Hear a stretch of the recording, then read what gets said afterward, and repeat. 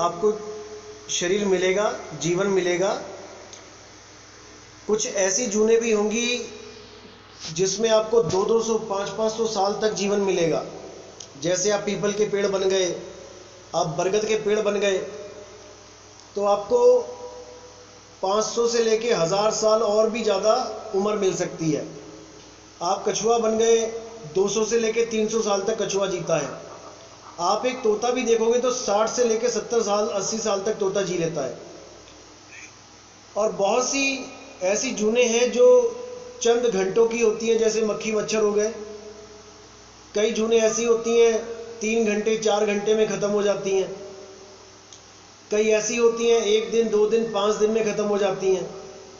तो बहुत सी जूनें आपको मिलेगी जिसका कोई अंत नहीं है। इसीलिए बोला गया कि 184 जून सबाई मानस को प्रभ दी वड्याई, इस पौड़ी ते जो नर चुके आए जाए दुख पाइंदा। इस 84 लाख जन्म के बाद एक बार मनुष्य का चोला मिलता है। अगर वो चोला आपने बर्बाद कर दिया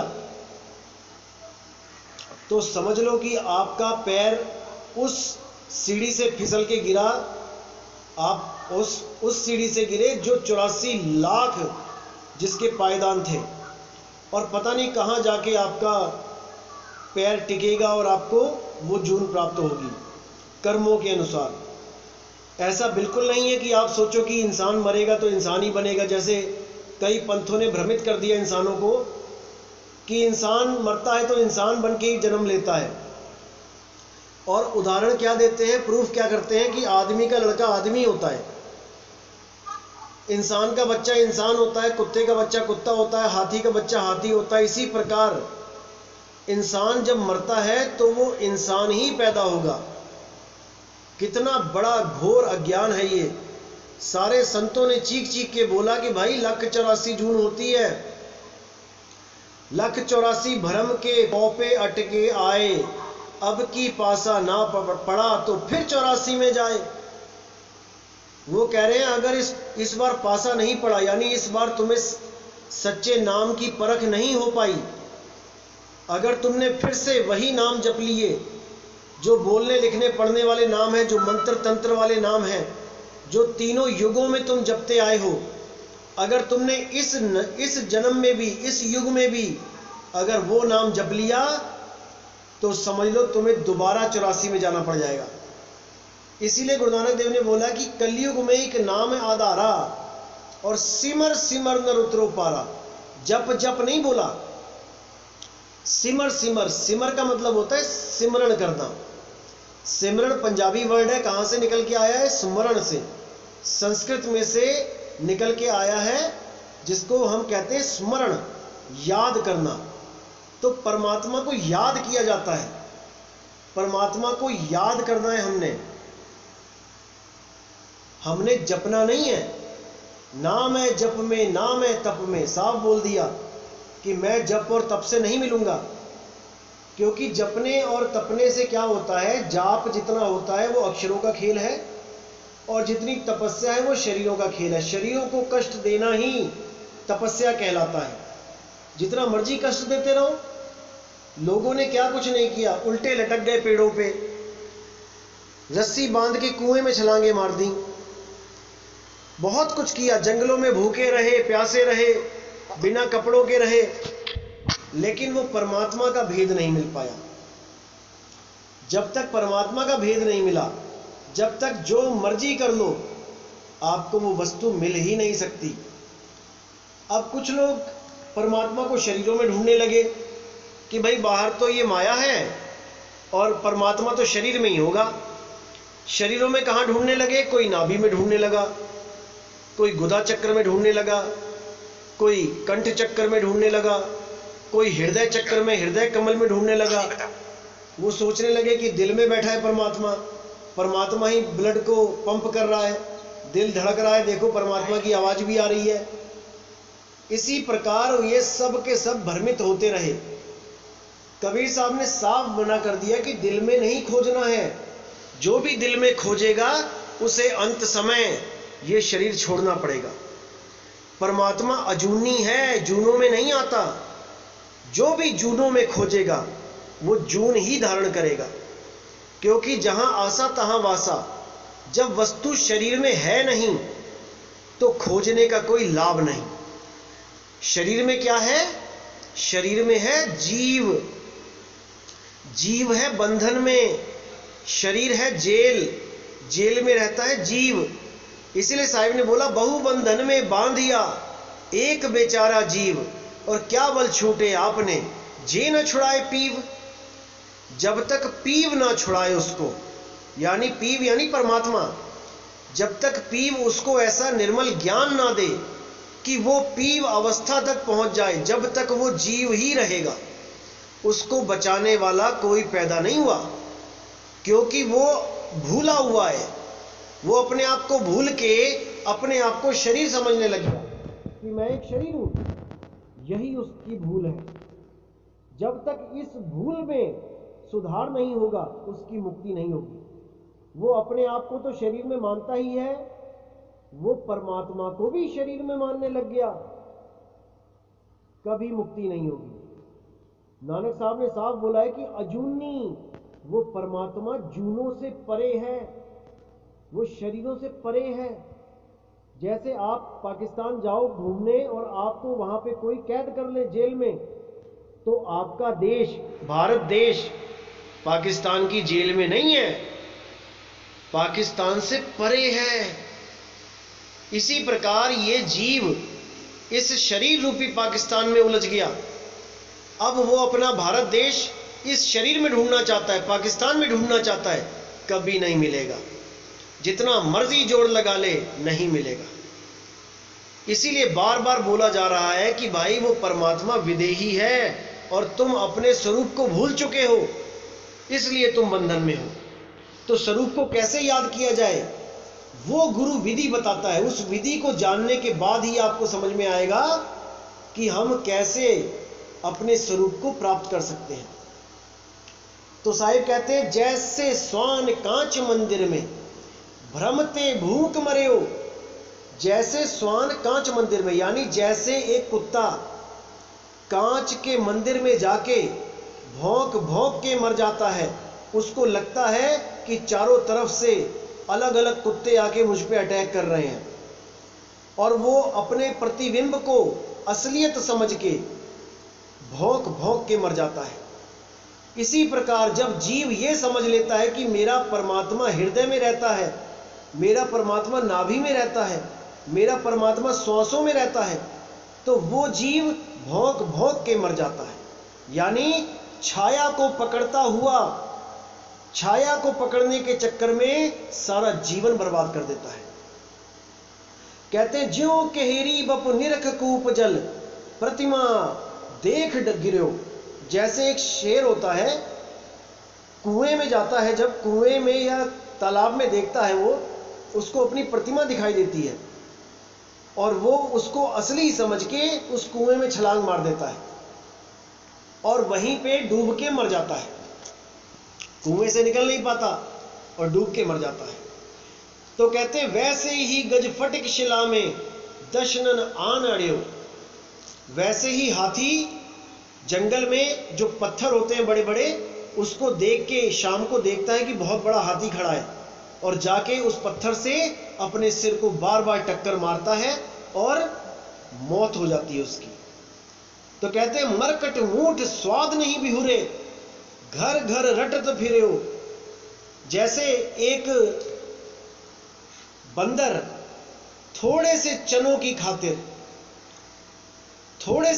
खातिर वो बंदर पकड़ने वाला सुराही के बाहर, सुराही तो गाड़ देता है जमीन में और बाहर रख देता है चने। अब वो बंदर चने खाता खाता देखता है कि सुराही के अंदर चने पड़े हैं और उसमें हाथ डाल देता है। अब हाथ डालता है तो मुट्ठी बांधता है, तो सुराही में पतली गर्दन की वजह से उसकी मुट्ठी फंस जाती है। अब वो ये सोचता है कि मेरी मुट्ठी किसी ने पकड़ ली। तो कहते कहे कबीर ललनी के सुगना, अरे तो ही कौन पकड़े हो। ललनी के सुगना यानी कि एक पाइप होती है, तोता पकड़ने वाले क्या करते हैं, एक पाइप के अंदर एक डंडी लगा देते हैं जिससे पाइप घूमने लग जाती है। उसके नीचे बहुत बड़ा एक गड्ढा खोद के उसमें पानी भर देते हैं, उस पर टांग देते हैं मिर्चियाँ, हरी हरी मिर्ची, लाल लाल मिर्ची। तोता मिर्ची का शौकीन होता है, वो आते ही उसके ऊपर बैठ के मिर्ची खाने लग जाता है। जैसे ही वो बैठता है वैसे ही उल्टा हो जाता है, क्योंकि वो पाइप घूमने वाली है। जैसे ही वो नीचे घूमता है तो नीचे दिखता है पानी उसको। वो सोचता अरे मैं तो पानी में गिर जाऊंगा और मेरे पंख गीले हो जाएंगे। वो कस के पकड़ लेता है पाइप को, इतनी कस के पकड़ता है तो उसे लगता है जैसे किसी ने उसको पकड़ लिया, पाइप ने उसको पकड़ लिया। अब साहिब कह रहे हैं कि कहे कबीर नलनी के सुगना, तोहे कौन पकड़े, तुझे किसने पकड़ा है भाई, तूने सबको पकड़ा है। ये 5 तत्व, 25 प्रकृति, 3 गुण, मन, माया, ये काम, क्रोध, लोभ, मोह, अहंकार, ये गुस्सा, ये मोह, ये सब तुमने पकड़ा है। धीरे धीरे धीरे करके इसको छोड़ना शुरू करो। सबसे पहले साइलेंट रहना शुरू करो। कोई कुछ गलत कहता है तो चुप चुप रहो। आपको कोई 1000 कमेंट करता है, चुप रहो। ज्ञान की बात अलग है, ज्ञान का झगड़ा अलग है, लेकिन अगर कोई पर्सनली आप पे अटैक करता है, आप चुप रहना सीख लो। 1 बार बोलेगा, वो 2 बार बोलेगा, 10 बार बोलेगा, जब देखेगा यार इस पे तो कोई असर ही नहीं हो रहा, वो अपने आप ही हार मान लेगा, अपने आप ही वो किनारा कर लेगा। वो आपको परेशान नहीं करेगा। आपको वो परेशान तभी करेगा भाई जब आप उसका जवाब दोगे। तो साहिब कहते हैं आवत गारी एक है, पलटत होए अनेक, कहे कबीर नहीं पलटी है, वो रही एक की एक। आपके बारे में कोई बुरा भला कहता है तो आप उसको बुरा भला मत कहो। थोड़े दिन बोलेगा, थोड़े साल बोलेगा, उसके बाद वो अपने आप शांत हो जाएगा कि यार इसको तो फर्क ही कोई नहीं पड़ता।